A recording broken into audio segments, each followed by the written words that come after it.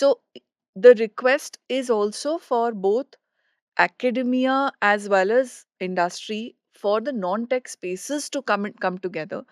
We don't focus much on it because we believe sales hi to hai, you know. So sales is not as a skill. It's just as you go. It's even looked down upon. Yeah, That but so that oh, a salesman. The uh, salesman. Okay, yeah, what's the big deal? but the I can tell you, I can uh and I'm saying this, I can pay, if I pay like 20,000 rupees a month, I can get a good techie. If I pay 20,000 rupees a month, I cannot get a good sales guy. So your the avenue for, like the demand for tech, obviously the supply for tech also has gone up, but for non-tech spaces, there is no specialization. Every salesperson I speak to says, where are the sales folks? Where do we hire them? So or even like retail, so customer service, or um, being as a storefront, or even somebody who can actually be in administration space is not easy. So we don't have any of those specializations. Industry doesn't come in for anything. Institutes don't mandate these kind of internships or equivalent for them. They're like, ah, BA hai na. If you're a Delhi University student, you know that you come, you pick up your books only towards the last, just before your exam. Rest of the time, you're doing everything else but academics. So I'm sure that's the case for most such colleges as well. But how do you bring that structure, discipline, and also the credit system there to say, no, you have to do this. That's when you'll get 12 credits or 10 credits or so on. Will start to make a little bit of a difference in how we look at non-tech talent. Yeah. At Vishwakarma, I think we have a different solution for this. Like you mentioned, like there is no proper training program to train non-tech students. Like in our MBA program, we do practice this activity called as a shadowing activity. It's a kind of simulation, but it happens at the company office only.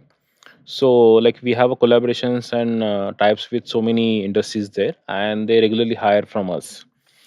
So it's a part of our curriculum. Like the MBA students, the company selects few students and they go to company for 8 week, 8 days or a 15 days duration.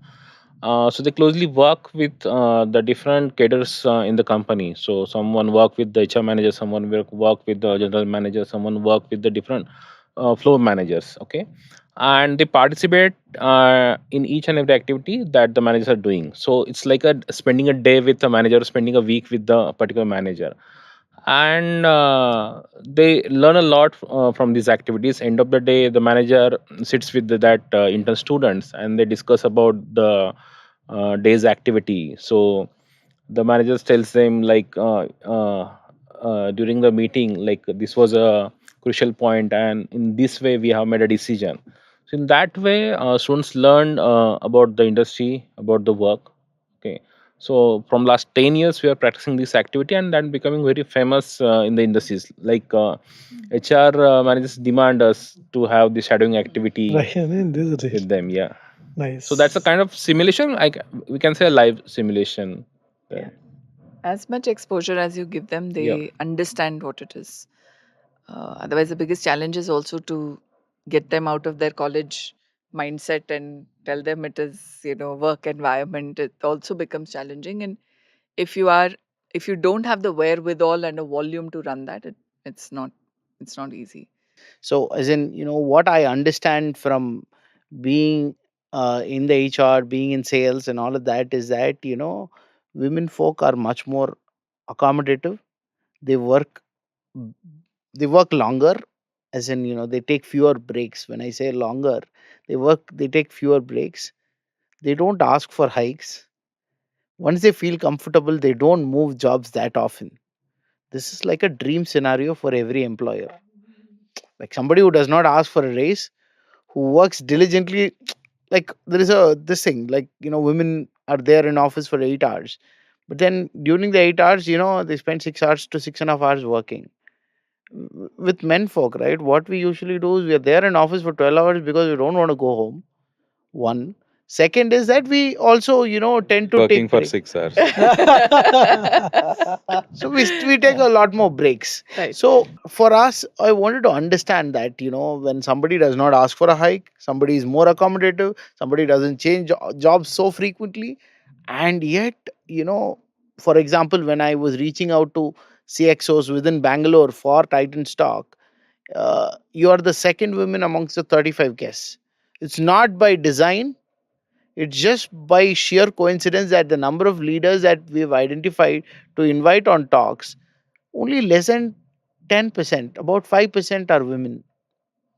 So when you start the workforce, there are 60% women and then 40% men.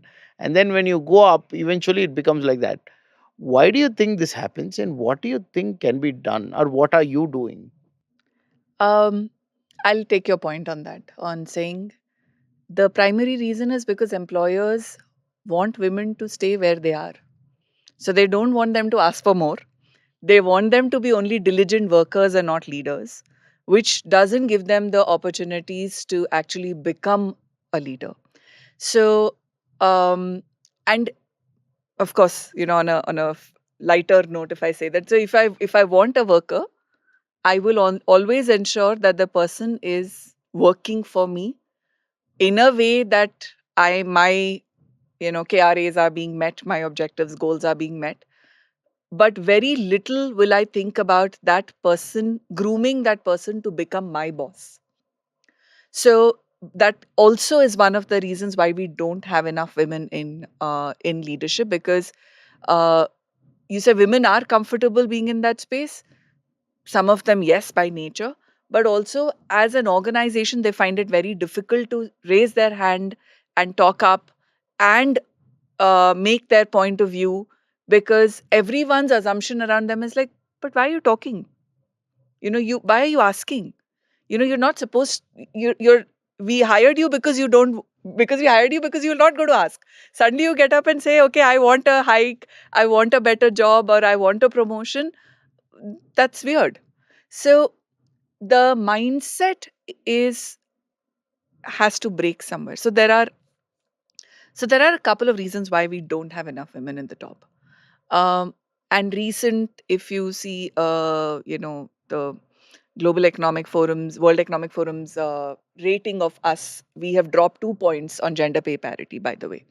So, yes, pay parity in a capitalistic economy doesn't make sense. But if I have a senior manager HR level 1 man, senior manager HR level 1 woman, the pay parity is different. That cannot happen. So you can have different levels in terms of performance, and people are okay. So average 20% gap between the top performer, lower performer, most people are okay. So when now let's look at why some of this is happening. First and foremost, we still are we still are largely a very patriarchal society.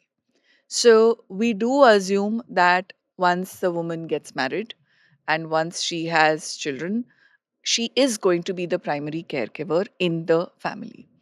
Now, if I am going to be a primary caregiver and I have to run back home at 5 o'clock because I have to either relieve the nanny you know, or pick up my child from daycare or wherever I've left the child, and then go home, manage the child's food, manage the family's expectations, also listen in occasionally from different people how, because I was not there, the child did not eat well today, manage all of that guilt. I do not have the bandwidth to take up additional responsibility. So even when you come and offer that responsibility to me and say, by the way, this is a promotion, and with this promotion we are going to give better pay.